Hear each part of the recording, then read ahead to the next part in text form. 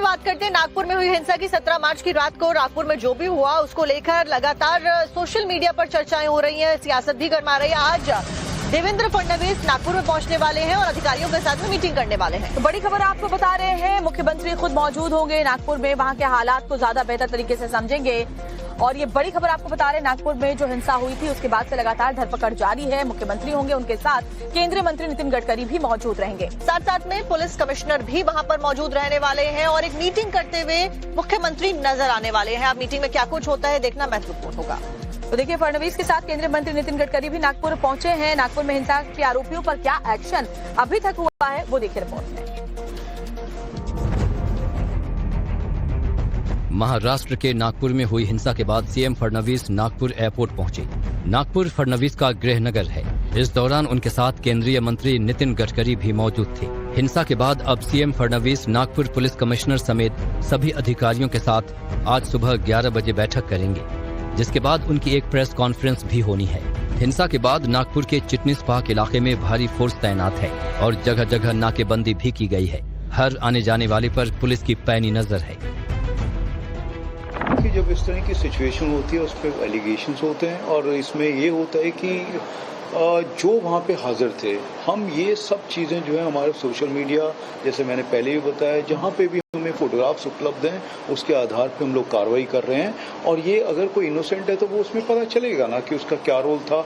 हमारे अधिकारी ने देखा, हमारे कर्मचारी ने देखा, वीडियो में आया, कुछ ऑडियो में आया, साइबर जो हमारे पुलिस स्टेशन है उसमें हुआ। तो ये इतना कॉम्प्लेक्स है, इमीडिएटली बता नहीं पाऊंगा इसमें कि किसके क्या एलिगेशन है। हम जो कार्रवाई कर रहे हैं बिल्कुल निष्पक्ष कर रहे हैं, इतना मैं कहना चाहता हूँ।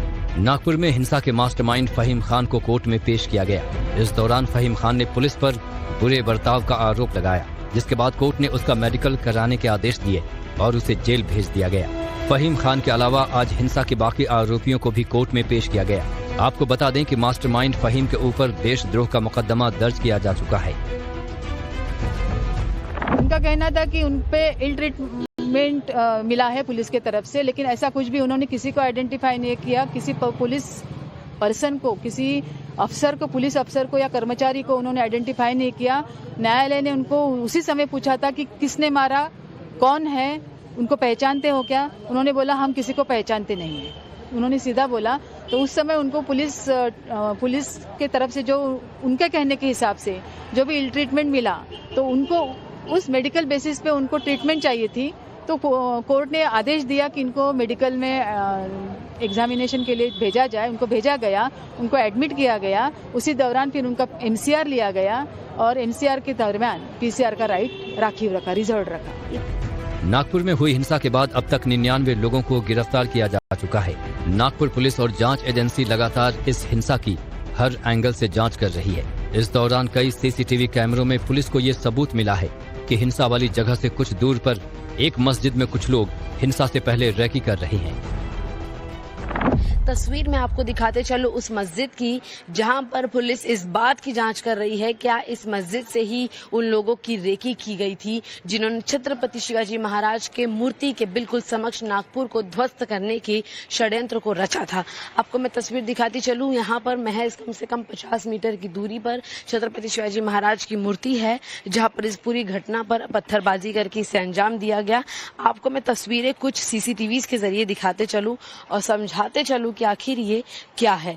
यहाँ पर आप जैसे ही पहली सीसीटीवी देखेंगे आपको इसमें नजर आएगा, ये है छत्रपति शिवाजी महाराज की मूर्ति पर लगा हुआ एरिया, जहाँ पर आपको कुछ लोग यहाँ पर मौजूद नजर आएंगे। हालांकि पीछे पुलिस भी है सामान्य तौर पर, लेकिन यहाँ कुछ लोग हैं जो रेकी करने की दिशा से यहाँ पर पहुंचे, उन्होंने बातचीत की।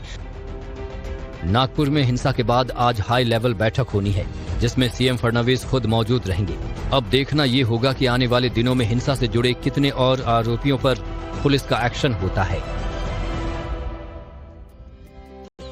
खबरों में बात करते हैं नागपुर में हुई हिंसा की। 17 मार्च की रात को नागपुर में जो भी हुआ उसको लेकर लगातार सोशल मीडिया पर चर्चाएं हो रही हैं, सियासत भी गर्मा रही है। आज देवेंद्र फडणवीस नागपुर में पहुंचने वाले हैं और अधिकारियों के साथ में मीटिंग करने वाले हैं। तो बड़ी खबर आपको बता रहे हैं, मुख्यमंत्री खुद मौजूद होंगे नागपुर में, वहां के हालात को ज्यादा बेहतर तरीके से समझेंगे। और ये बड़ी खबर आपको बता रहे हैं, नागपुर में जो हिंसा हुई थी उसके बाद से लगातार धरपकड़ जारी है। मुख्यमंत्री होंगे, उनके साथ केंद्रीय मंत्री नितिन गडकरी भी मौजूद रहेंगे। साथ साथ में पुलिस कमिश्नर भी वहां पर मौजूद रहने वाले हैं और एक मीटिंग करते हुए मुख्यमंत्री नजर आने वाले हैं। अब मीटिंग में क्या कुछ होता है देखना महत्वपूर्ण होगा।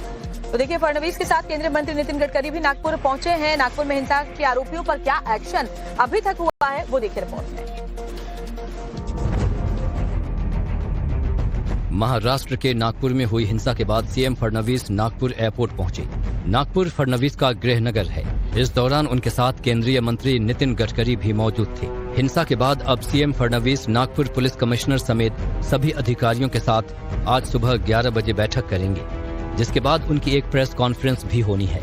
हिंसा के बाद नागपुर के चिटनीस पार्क इलाके में भारी फोर्स तैनात है और जगह जगह नाकेबंदी भी की गई है।